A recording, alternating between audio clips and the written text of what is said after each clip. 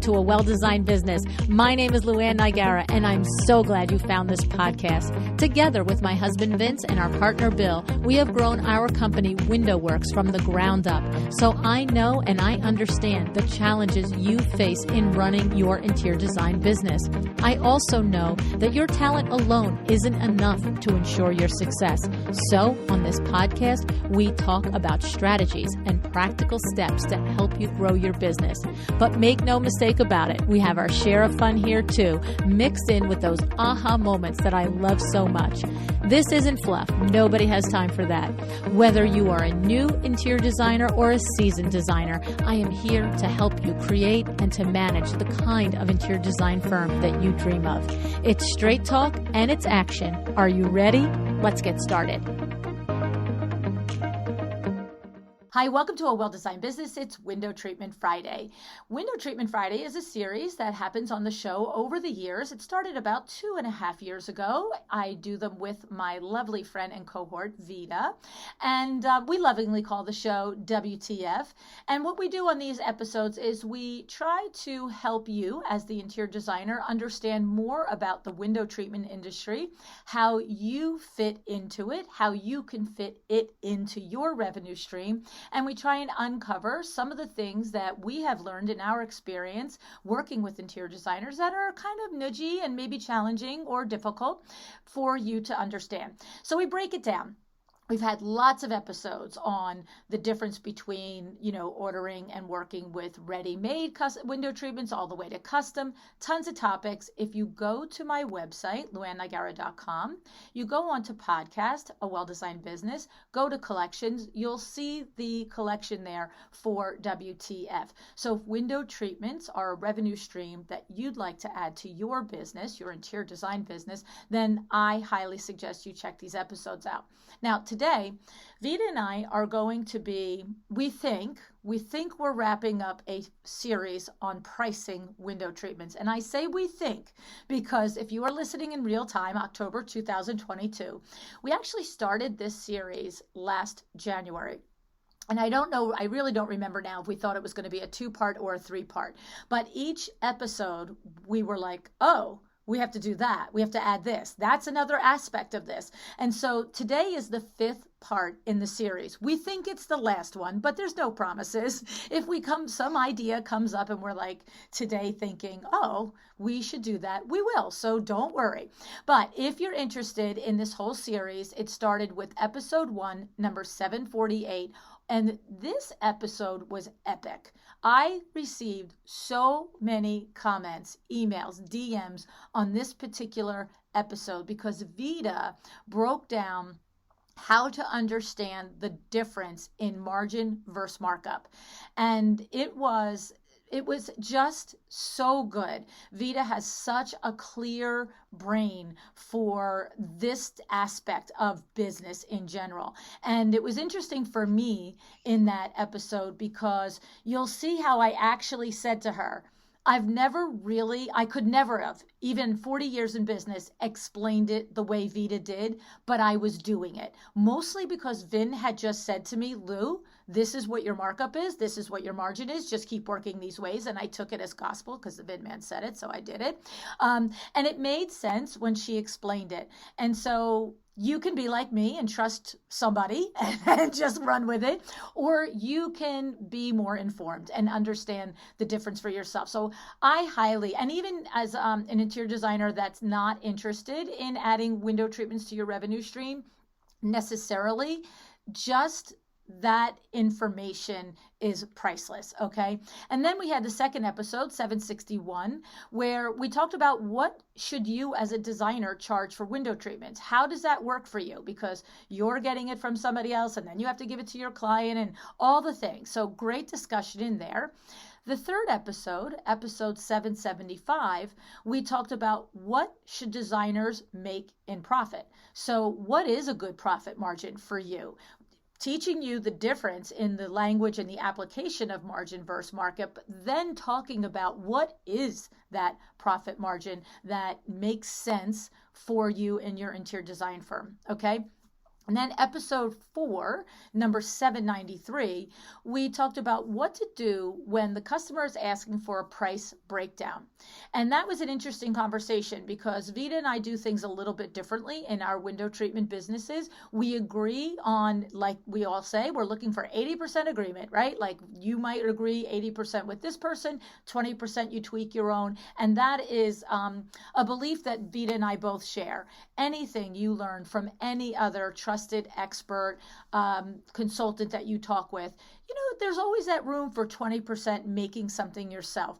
But at the core, Vita and I agree on how to handle when a customer is asking for pricing breakdown.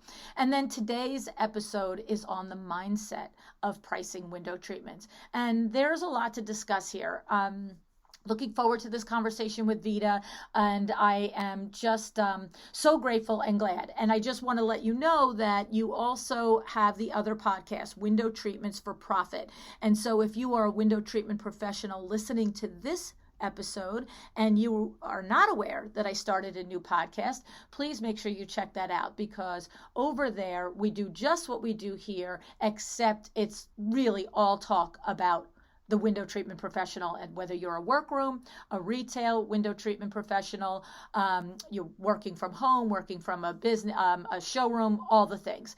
So without further ado, I would like to welcome my friend Vita. Hi, Vita. Thanks so much for joining me again on WTF. Oh, thanks, Lou. Thank you, thank you. It's always a pleasure to be here. It's always so much fun. It's always enlightening for me personally. And it's also very intriguing because I never know exactly where we're going to end up in about an hour. Exactly. So today, Vita, we're doing the 5th part in this series and today we're going to talk about mindset in regard to pricing window treatments. And get us started. What's your first thoughts when you think about pricing window treatments and how we have to process it, mentally, emotionally, all the things? Yeah. So I think the very first thing that comes to mind, Lou, as you ask me this question is, in terms of mindset, is that interior designers are inherently afraid of window Mm. treatments. They are afraid of them, I believe, because it is not something that they have been taught in design schools. So I'm Philadelphia based, you're New York City area based. So in Philly, we have 5 different design schools, and I'm part of ASID, so I see a lot of students as part of this organization, and I talk to these students, and I hear about all the wonderful classes that they have taken as part of their undergraduate interior design program, as well as graduate interior design program. And in that entire curriculum, Lou, in the entire curriculum, there is not a single one window treatment course. Where? How is that possible? How is that possible? So we're going to put that aside for now, how that's possible. But what that results in, what that results in is that we have brand new, like freshly hatched interior designers that go into the world of interior design and practicing, whether they work for someone else or for themselves, not really knowing the background of window treatments, not understanding how to measure, how to incorporate them into their designs, how much they cost, what should they be looking out for, what are the challenges, just like they just really don't know enough about them. And so over time, they may acquire some information, some tidbits here and there from conferences, from webinars, from you and I talking about window treatments on this very podcast, of course. And yet there's still that inherent insecurity about doing window treatments. And so insecurity sometimes translates to a little bit of paralysis and not including window treatments at all, which of course we know is totally wrong. Any seasoned interior designer will tell you it's totally wrong, because window treatments, they're like mascara on your makeup. They're like a beautiful pair of shoes on a beautiful outfit. I mean, you cannot possibly have a beautiful interior design project without having window treatments of some kind. They don't have to be huge, elaborate, over the top, but something on the windows. So the very first mindset challenge that I observe a lot of interior designers having, especially new ones, but sometimes seasoned ones as well, is that insecurity, fear, not knowing enough about where to go, where to start, how do they fit in, where do they don't even kind of like, they can't wrap their mind around the world of window Mhm. treatments. Well, and that's why it's so important to have a trusted vendor for window treatments, whether, it's you, it's Window Works, if Vitalia Inc. or Window Works or someone in your particular part of the country or the world, because that is the role and that's what you're looking for, in my opinion, when you go and you vet a window treatment partner, is somebody that understands that you have an entire skill set. And just because you don't have expert knowledge in window treatments, that doesn't detract anything from the level of respect that you should be receiving as the interior designer on the project. And I think that's the key right there. So when you talk about your experience with seeing, feeling, understanding that designers sometimes have this intimidation factor when it comes to sourcing and specifying window treatments. My experience on that is because they're unsure of how much they can allow their window treatment vendor to understand. I don't really know this. I'm leaning on you for this, right? Mm, Because that's mm-hmm, like, mm-hmm. I mean, I've had situations where once someone has gotten, like through the experience of the lunch and learns at Window Works, right? So for pre-COVID, we were having lunch and learns for 2.5 years straight every month. And after many, many months, designers would then little by little, on a couple of occasions, designers who had been coming month after month after month would then say, grab me, personally, or grab Kim and say, so if I, wanted to do window treatments, do I have to know everything? Do I have to say to you, this is exactly what I want, and go do it? Mm-hmm. And you can understand why, because think about it. If a designer is going to go specify, the finishes in a bathroom, for example, they're not thinking, they're not going to go up to a tile guy and say, you're going to Mm-hmm. lay my tile, but can you sit here and suggest which tile I should specify? like so Right. so then, but the thing is, window treatments aren't like that. Window treatment professionals expect that we're going to either be part of the design process for you if you need it, or simply take your direction if you don't. But it's that until you've experienced a good window treatment partner, I do think there is a level of intimidation where they are worried that they have to know more than they do. And what I always say to them is, I mean, whether I was in business 5 years, 10 years, 15, or 40, I mean, I barely think I know the surface of window treatments at this point. So how could I think you're going to come in here and know everything? No, no, no, no. We're here to help. So, and as far as having it in school and things like that, I mean, there isn't even a window treatment school, let alone have a course at a design college. It's like the school of hard knocks. And of course, we have the IWCE, the International Window Covering Expo, which provides lots of education. We actually now at LuAnn University, you are teaching, the back end systems driven operation class, which is awesome because That's that right. really does teach somebody how to run the window treatment business. But there aren't really course curriculums, school curriculums on window treatments. We all learned it the hard Yeah. way. And so then, speaking of the hard way, and speaking of leaning into your window treatment professional, and if you are feeling sort of unsure about um, showing or admitting that you don't know something about window treatments, the one thing that you should, or nobody could ever be insecure or unsure about admitting, is how much something costs, because it's something that we ask every day of every vendor, of every supplier, Right. right? When we send something out for quoting, that's kind of normal part of our procedure. And so the one thing that I kind of, as a result of not exactly sure where window treatments fit in and how to use them and how to introduce them and all that, the big part of that is the fact that interior designers don't really know how much window treatments cost. Right. And so when they learn that they cost more than something that maybe they have been used to from a ready-made market, that's when the real kind of shock sets in. So first of all, definitely lean in on your window treatment professional to get you a quote. That's exactly what we're here for. That's what we do 24/7. You're not wasting our time.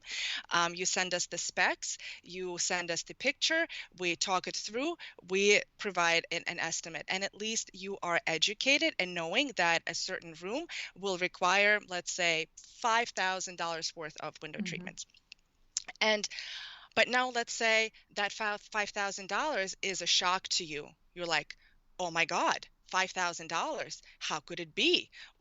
How is it even possible? So this mindset issue relating to the pricing of window treatments is not really understanding and recognizing how much window treatments cost. And of course, that stems from not having enough experience with window treatments. So the more you specify them, the more you ask for pricing, the more you include them in projects, the more you will know and become comfortable with pricing those.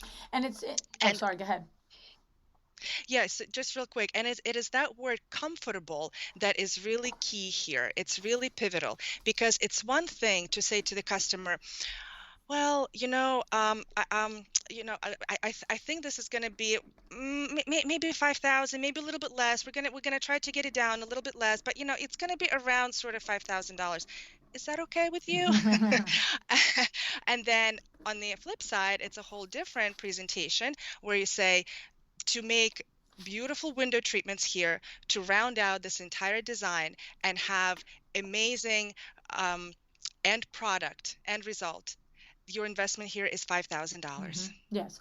So that comfort, that confidence, that Sandra Funk standing in your space, it's no matter what it is, whether it's window treatments or all the other aspects of interior design, it's all about standing in your space. Yes, and the thing is, maybe might be helpful is something that you as a designer have already gotten over the hurdle of. So, for example, if you're struggling with when you've gotten a quote in the beginning, as if you're in the beginning of your journey of adding window treatments to your revenue stream, and you struggle personally with, whoa, that seems like a lot of money for window treatments, then I remind you to consider when a particular client would say to you, no matter where your level of service is, but let's say you're entry level, and let's say that typically when you design a living room, that it's going to come in at 40,000, right? I know that there's designers that design a living room that the budget is 150 to 200,000, but let's just say it's entry level. You expect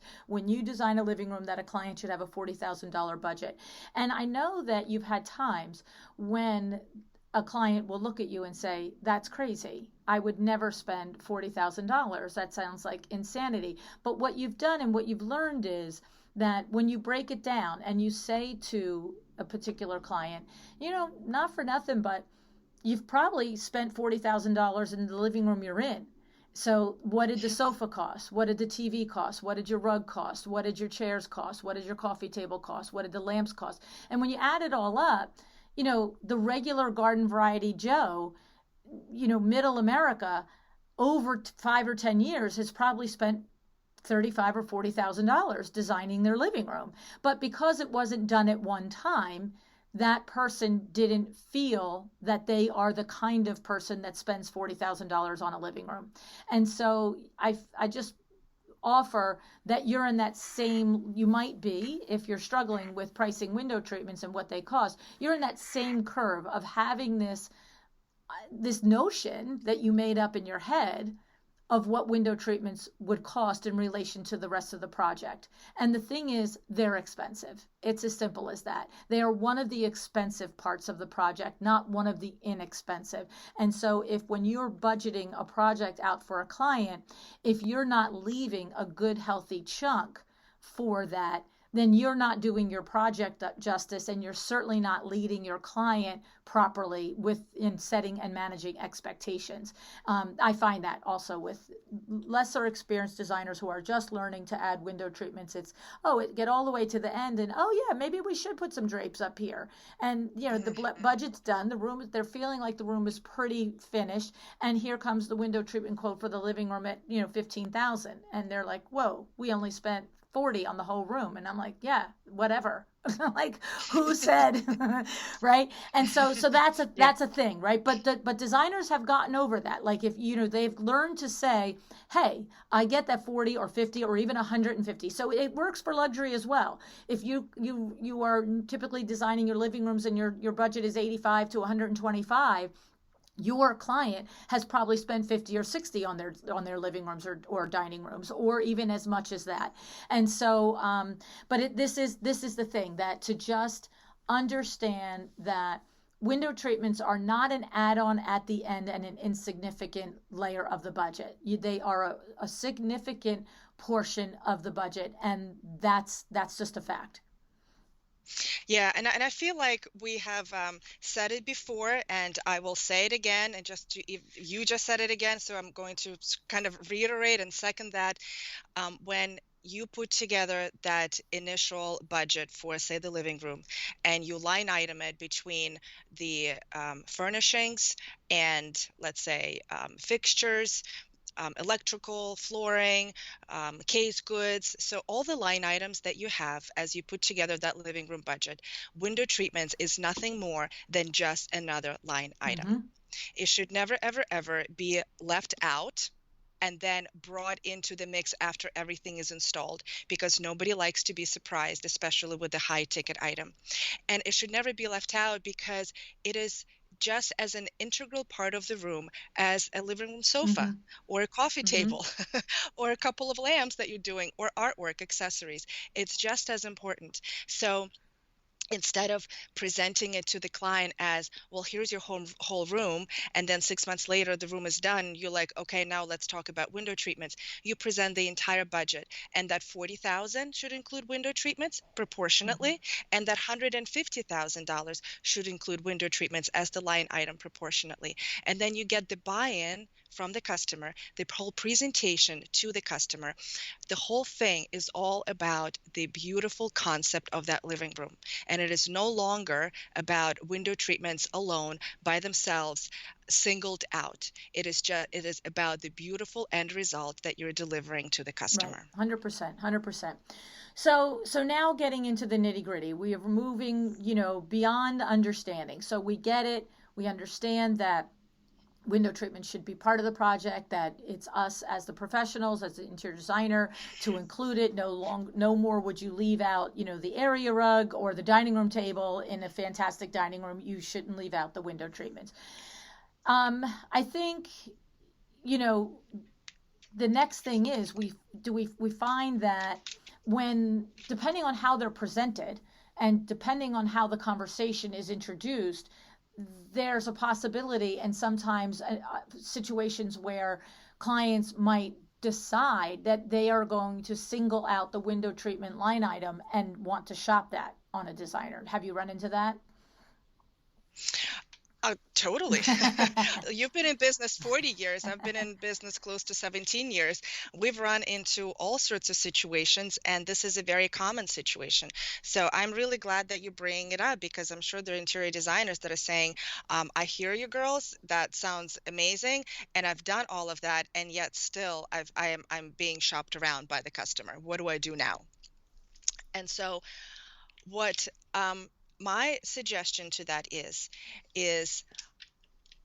instead of just kind of getting mad at the customer or getting mad and upset and frustrated with the situation and leaving them, kind of be and go and do things on their own, I think the designer needs to kind of reframe it a little bit in her own mind and say, what is it about this price that I haven't presented in the way where it can be palatable to them, where it can be more acceptable?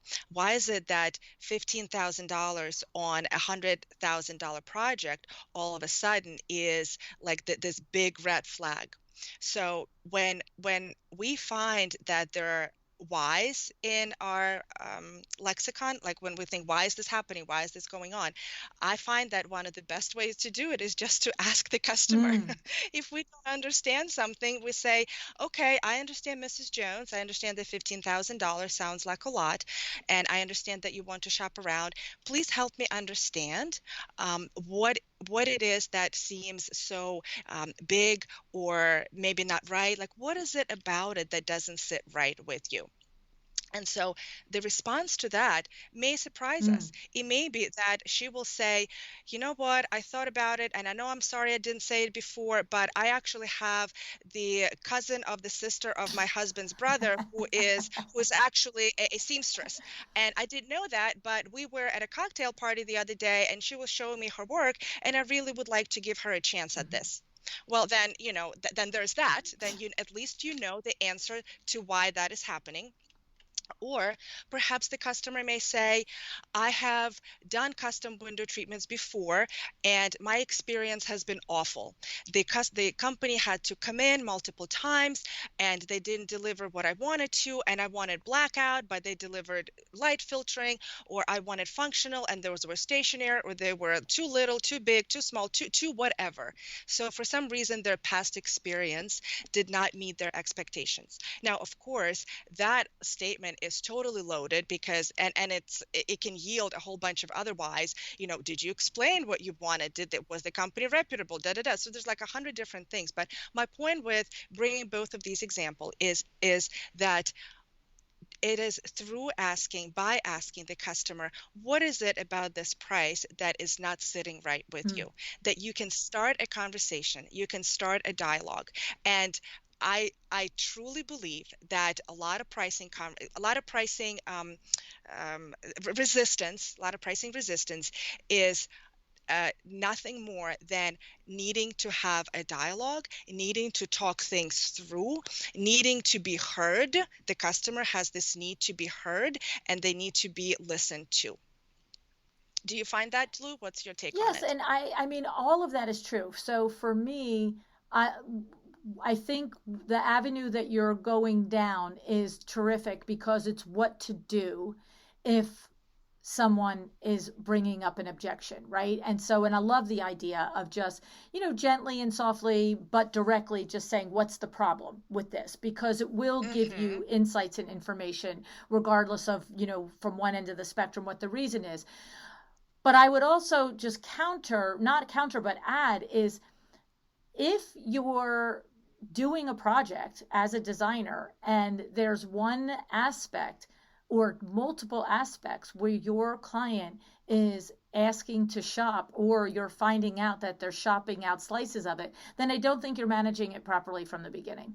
I mean, that's just, I don't think you're setting the expectations from the beginning that this is my purview, that I will do this. Now, that is part of the conundrum, right? So we both know that we have interior designers in the audience where it is fully in-house. You mentioned Sandra Funk. When Sandra Funk does a project, there's no option for the client. Well, will you get the furniture or will I? Will you get the window treatments or will I? Will you manage and hire the painter or will I? It's like, no, sweetie, here's what I do. I do it all, right? It's like, Yeah. I'm bringing everybody in. Here is your full budget for the entire project. And, she's just as you said, she has reached out to us ahead of time and said, hey, Kim, hey, Lou, I've got, 6 windows in a living room. I need a Roman shade on every one. I need stationary drapes on every one. I need drapery hardware on every one. Ballpark it for me. Right? So Mm-hmm. we don't care about the actual final measurement at this point. We don't care about what the fabric is. We don't care about what the rod is. We've worked with her long enough to know the rods that she generally specifies. We worked with her long enough to know the fullness that she likes, all of the things. And we come back and we're like, you know what? Those 6 windows are going to be $18,000 plus your fabric, and you're going to need, 40 yards of fabric. And then she builds that right into the actual proposal. And there's no option. Oh, well, because what's happening with Sandra, and I love this, the way she does this, each room has a total price. So she doesn't say window treatment's 18,000, sofa 12,000, rug 10,000. She says your living room is 120,000. Your primary bedroom is 82,000. This is your working investment, blah blah blah. And so that is, the ideal, right? That you want to get there. Yeah. And so before you get to that point, this is where you end up getting, poked at. Oh, okay, so I love all that, but I'm going to go and, look at the furniture at, XYZ furniture store and just compare to the sofa price you gave me. So all I mean to say by this is that when you get shopped on window treatments, it is the same as getting shopped on anything else. Okay, everything's great, but I don't want to use your painter. I want to use mine, because I just had this with a designer that I know. They wanted to use a huge full luxury project. They wanted to use their own painter, and for the whole house. This is, a $10,000 or $15,000, part of the project. And, it wasn't set up hard and fast from the beginning, and it was, the brother's neighbor, sister's brother, blah blah blah, right? But here's the thing: the painter didn't do the quality job that her painter does. And now here's the client after the fact saying, well, I'm not sure about that finish there, and I'm not sure about this. And she's like, I don't know why you think I'm sure about it, because you cut me out of it. like that's inside voice. But, like, how can this be my responsibility if it wasn't my responsibility to bring this person to begin with? Exactly. Like, she's asking me for help, and I'm like, there's only one answer. You don't have any idea. Like, that's exactly the problem. You know what I mean?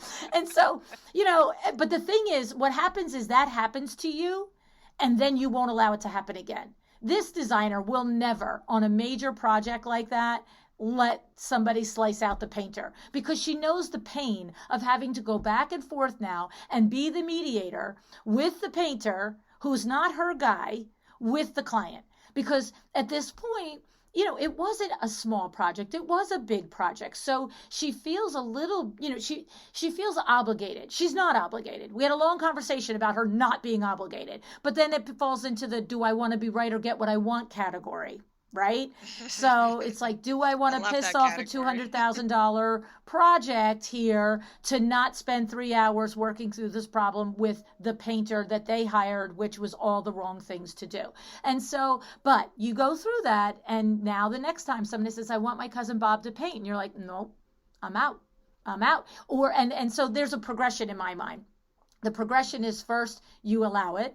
Then the next progression is, okay, I don't really want to do it, but we're going to do it. But understand, I will not communicate on this. I will not mediate on this. I will not be involved. And you stick to that. But then it still isn't wonderful. Yeah. And then finally you're like, okay, this doesn't work unless I own the whole thing. And so when designers get pushback on window treatment pricing, and there's a difference. You can get pushback on a price where this doesn't fit my budget, but I'm not pushing you back. So, hey, client A, Sandra gets a price from us, and client A says, that living room price, if we could get that budget down about $10,000, maybe that would fit better with the overall whole home budget, right? And so Sandra might look around and she'll say, you know what?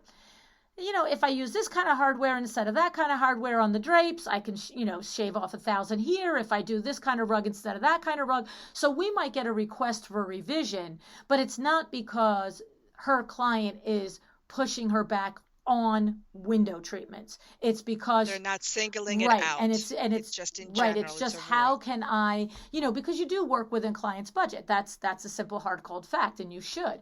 And it's just judging the whole job to keep the aesthetic and the goals of the job in mind, but making, changes here and there.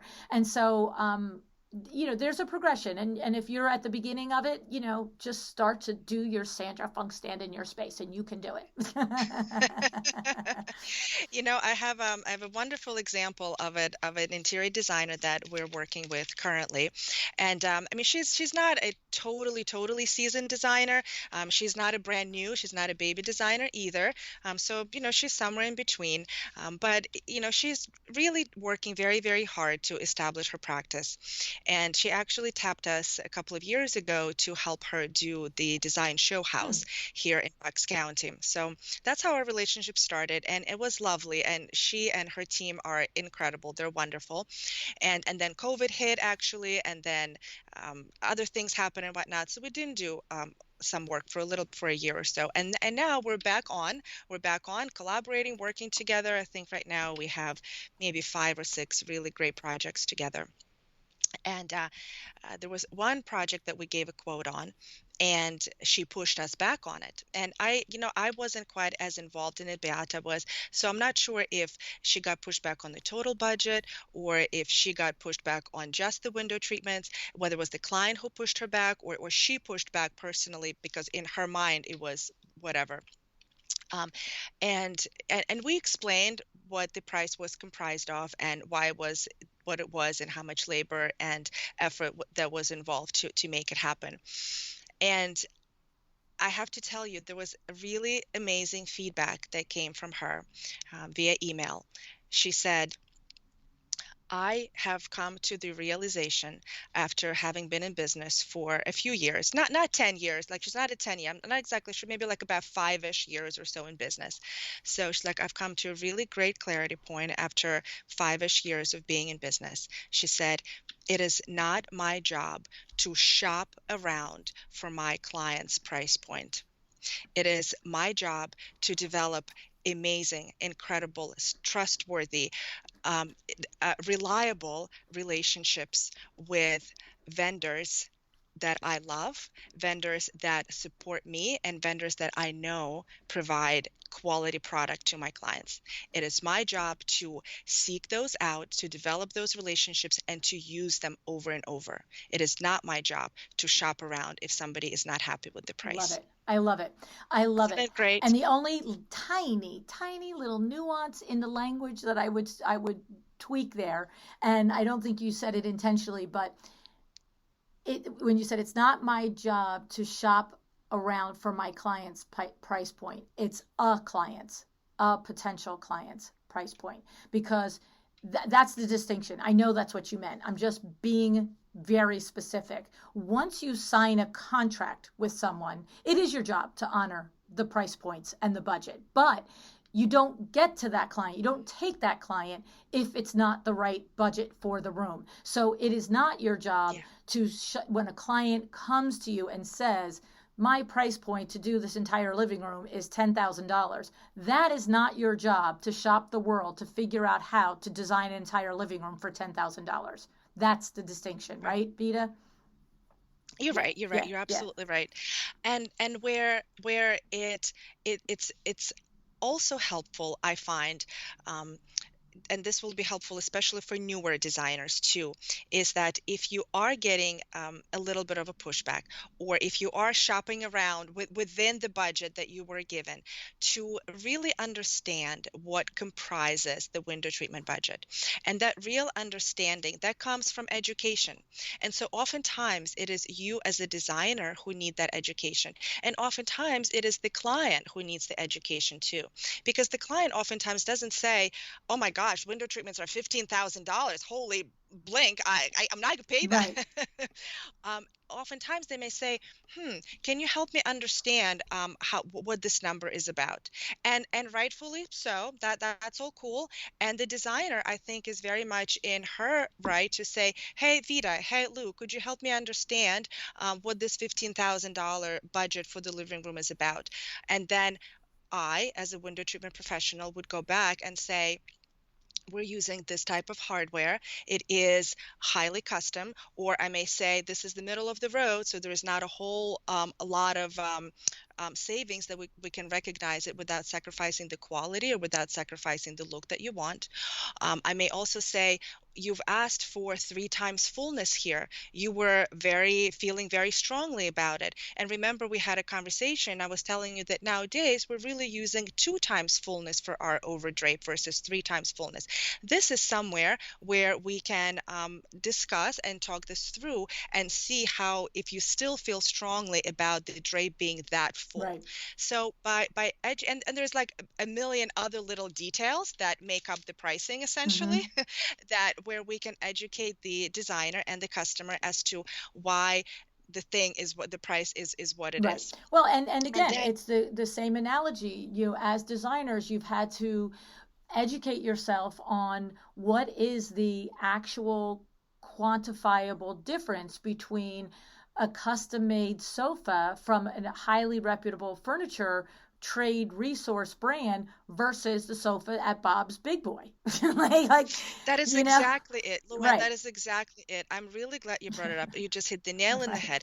So designers are really, really knowledgeable about a lot of furniture, because that's a lot of times, I mean, that's not all their entire job, obviously, but it is a big part of their job. And so actually, I have a really interesting story about that. So as you know, I am renovating my own office, right? The office that burned down a year and a half ago. Now 17-ish months later, we are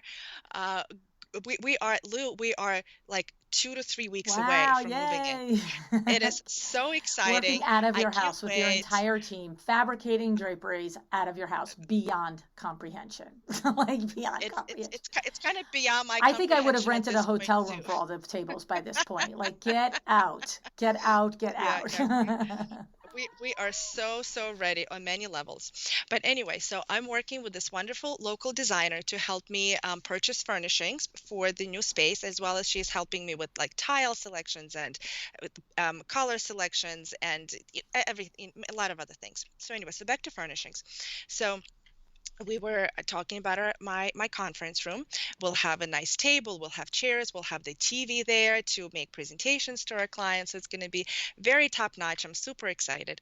And one of the furniture pieces that you need to have for the TV, under the TV, is the credenza. So she sends me a couple of options, and they were around $2,000 to $3,000. And here's me, a full admission. I am not familiar with credenzas or case goods. I've never shopped for it. I thought it was going to be 500. Exactly it. So here's point number one, my dear designer listening. I am totally in your boat, in your shoes when it comes to case goods or soft furnishings, like sofas and whatnot, as you may be about window treatments. So I see this price point of $2,000 to $3,000. I'm like, you have got to be kidding me. I am not buying a freaking credenza for $3,000. I can get one at Costco for $400. Right. And then, that transpired for about like a second and a half, and I'm like, yeah, get a hold of yourself. Wait, the Roman shade is $4,000, but that piece of handcrafted furniture that was trees gave their lives for, and somebody stained it for 6 weeks. Nope, not that. So first it was the initial shock of understanding what the opening price point is. So just like your customer, now I'm talking to the designer, your customer or you may be initially shocked at the price of window treatments. It's okay. There's nothing wrong with it. We all go through the initial shock of pricing while shopping for goods that we have never shopped for. Well, my story continues. Besides the fact that I wasn't crazy about the $3,000 price point, I actually wasn't crazy about the look of that credenza itself. So I'm like, definitely no value there now. We don't even love it, so we're not reaching. Exactly, right. So I'm like, you know what, Kate, I'm not like crazy about this credenza. Can you please send me a couple of more options? So she sends me some options, and these options are like $5,000, $6,000, $7,000. Way to go. Now, mind I am no longer shocked. Like Yes. that's the thing. Yes. Like once the initial shock wore off, then I'm like, Okay. I oh, get it. now I am in the realm of being Right. educated. So that's the thing. That is the kind of the sequence of events here, the Mhm. evolution. First, you're shocked, then you get over that and you're like, okay, but if I really want nice, quality, good looking, not something from Wayfair and Costco, Right. but decent, normal, good piece of furniture, That the then doors this will is the stay price on for point more than where 6 months. exactly right, right. This is the price point where I need to be. So and then you realize that this is an actually opening price point, and then obviously life is your oyster. But then I'm like, $7,000. I'm like, okay, now I understand. If this is the type of quality I want, this is where I need to Mhm. be. So my progression through this credenza buying is very similar, you guys, as the progression that you personally may be going through as you're educating yourself on window treatments. And certainly is the progression that your customer is Right. going when they're buying window treatments if they haven't done it before. And what it is an opportunity. This is an opportunity to educate yourself, certainly first, and ultimately them. And again, here, lean in on your vendor, lean in on your workroom, lean in on your window treatment specialist who should be a total supporter of you in this, to understand what is it that makes up the price of the window treatment. How much labor, like what kind of love and soul and everything that goes into making that drape. Much like I had to be educated on, the craftsmanship and the wood and the closing mechanisms and the hinges and, all the things they make up the $2,000 credenza versus the Hmm. $7,000 And there credenza. is a difference. There's a difference between the one sitting at Costco or Wayfair there, and the 2,000 and the 7,000, and that's the bottom line of it. And each person has to make up their mind where they sit in the value of it, right? And what it's worth to them. But so, did you ultimately end up with like a $12,000 credenza? I know, knowing me, right? I'll be like going, shooting for the start, shooting for the Did you start. pick one though? Did you pick one? We ultimately are still Oh, undecided about the I was going to say, credenza. because if you picked one, you had to give it to me so I could put it in the stories for this episode. I know, right? We have picked, so Kate and I worked really, really well. We have the table, we have the chairs, we have two beautiful armchairs for my office and an awesome coffee table. We have my desk. We have a credenza behind my desk, Nice. so that was a no-brainer. Nice. The credenza in the conference room is yet to be selected. Okay, stay tuned as the world Stay turns. tuned. That's right. Oh my goodness. Well, I think the bottom line is that window treatments are like any other component of the products and services that you offer your design projects, your clients within their design project. That it's a learning curve and an education, just as we just described with furniture. There was a point when you didn't understand that a sofa could be $20,000, and you probably understand that now. And so you'll also know which clients the $20,000 sofa is for, the $10,000 sofa, and the $7,000 sofa. You'll also know, will you ever work with a client that wants the $1,000 sofa from Bob's Big Boy, right? And so it's the same with window treatments. If you're doing a $1,000 sofa from Bob's Big Boy, then you're probably getting your window treatments, ready made. But as you progress and your projects progress, to understand, window treatments are an absolutely profitable revenue stream for you. But as Vita has pointed out, education of yourself and the knowledge of what goes into it helps you sell the value. To that end, I would recommend that you would always kind of put it in your calendar, if you can, to come to the International Window Coverings Expo. They're always in the spring around March, April. You can Google it now. The next one is going to be in Charlotte. Vita and I are typically speakers at the expo. If we're not speaking, we're there though, We're and hanging that's out. it. That's it. And lots of seminars and workshops and things. And then also too, you have the Window Fashion Vision magazine. And so I said this the other day. I have no idea if this link still works. I should check it, but I'm going to put it out there. It's subnow, SUBNOW www.window.com/LuAnn. And that's how you can get a subscription to Window Fashion Vision. I think the first 6 months might be no charge if you're in the industry. And lots of articles in Window Fashion Vision magazine about design and designing window treatments and the motorization and information that helps you just beef up your knowledge, because that's the core of it. The more we understand and know something about any product or service that we sell, the easier it is to, like, Terry Taylor says on the show, pass the salt, right? I don't know if you've heard the Terry Taylor episodes. No, Yeah. I have not this particular Yeah, saying. so I love it. I love it because we both practice it. But you know me. When I meet somebody who puts to words something that I already intrinsically know or do.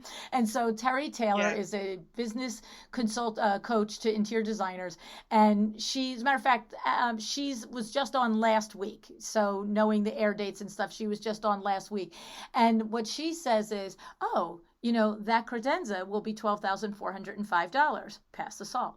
Right? It's just, Yeah. you say, Oh, gotcha. Volleyed that's over. it. Now your It's turn. just, You shut up. that's Your it. turn. It's just, that's it. We don't attach any emotion to it. We don't do, we just, that's the price, pass the salt. And so the more education you have around window treatments, the more you can say, here's the investment for window treatments for your, interior design project, pass the salt.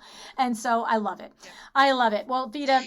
There's one other, Yeah, sure. if I may, just one other thing real quick, as far as the education. I love everything you said about the IWCE and the magazine and all that. One other place where you can get education, in-person education, which is wonderful in this post-COVID world, and that is Lunch and Learns, right? Window Works New Jersey hosts Lunch and Learns. I know our friend Peggy Morgan's up in Rochester. Yes. She hosts Lunch and Learns. My friends and past students, both Amy Barnicki, and Amy, I don't know if I just said her, Barnaby, I think her last name, and Meineke, also of Window Works Studio in North Carolina. They host Lunch and Learns. Once I have my studio up and running, we will be hosting Lunch and Learns. And this is where you can come in and you can see the product, you can feel it, you can see the features and understand the benefits, and really talk to us eyeball to eyeball. And once you have that level of understanding and buy-in and comfort, that's when you can confidently pass the salt. I love it. We will put the links to Peggy Morgan's Parkway Window Works in Rochester in the show notes. Of course, Vita's links are in there. But yes, if you're in the Rochester area and anywhere you find a window treatment professional that is hosting Lunch and Learns, yeah, go. And also, I'll put the links in the show notes for Exciting Windows, because if you are a designer and you're saying, yay, that's all amazing, but I need a window treatment professional over at my other company, in my spare time, Exciting Windows is a network of professional window treatments, retailers and workrooms. And so, you can find somebody there that would be willing to help you on your journey. So, okay, so let's just close this out. So we have LuAnn University, where you teach systems-driven operations, which we just completed our first week. So unfortunately, it's too late to sign up for that now, but definitely get on the mailing list if you want to do that in the spring semester. And I would say at air date, you've missed 1 week. So if you're like, no way, I have to be in it, but it is for window treatment professionals rather than designers, we could probably get you in it having missed 1 week. Then we have Jessica Harling's class, the 7-step sales process, which is totally all up this alley. This whole pricing conundrum is addressed in her 7-step sales process, and that is for designers or window treatment professionals. And then, of course, we have your episodes every single Friday, you and Kimberly at WindowWorks, your WTF Live series. That's a terrific resource, both for designers and consumers. But, really the designers are the biggest ones that follow your WTF Live series just every week. And that's where, because it's visual, you and Kim are doing a lot of teaching of, okay, this kind of rod, this kind of bracket, this is why this kind of, finish on a blah, blah, blah, right? It's a lot more into the how to sell the window treatments, right? Yeah, because it's a visual Hmm. medium, we can really show them the examples, we can show them the pictures, we show them the actual product, and explain exactly how a cord lock lift system differs from a cordless lift system versus a continuous cord, as just one Hmm. tiny teeny Hmm. little example. So 100%. yeah, Kim and I have been doing it for over 2 years. We have a very diverse and deep library of over 100 Wow. episodes visually showing you the different window treatments, so that again, it's education. It's so that you know what makes up a particular window treatment. And once you know the what, then you can understand how to sell Right, it. exactly, 100%. And then, of course, as I mentioned at the top of the show, we have the other podcast, Window Treatments for Profit. And Vita appears on that podcast every single Thursday. She does Vita's Tip in 10.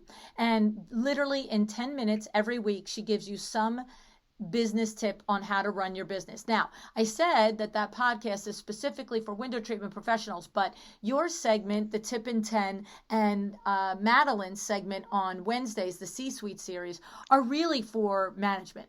So they're for ownership and management. Some are specific to the window treatment industry, but most are just, hey, this is how you run a great business kind of tips, and the challenges that you're going through in running a business. You agree it would be for designers as well as window treatment professionals, right, Vita?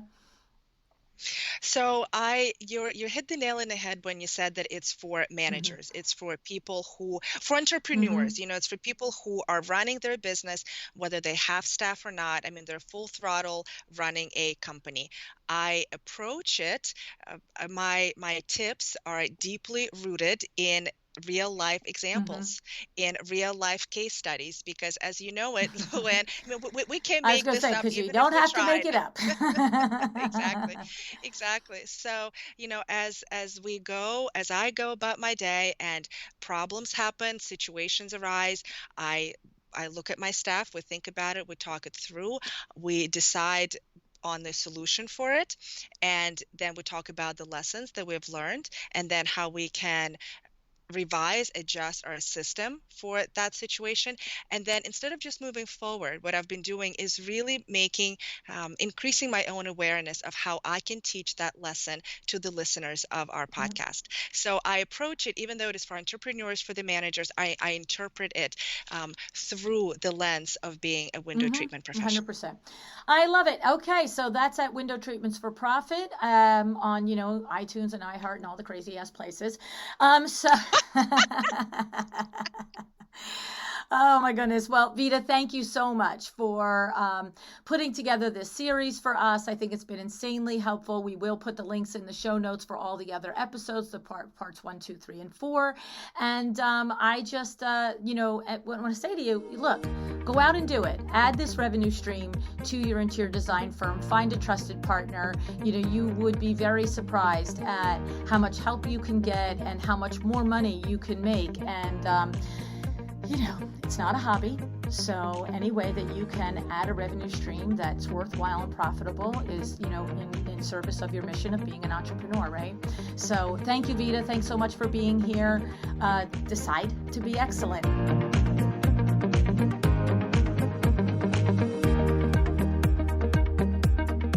Thank you for joining me today. This podcast is a production of LuAnn Nigara, Inc. If you want to know more about me, my books, or LuAnn University, go to LuAnnNigara.com. And if you are interested in having WindowWorks help you with your next window treatment or awning project in the New York, New Jersey metro area, go to WindowWorksNJ.com to learn more. Have an excellent day.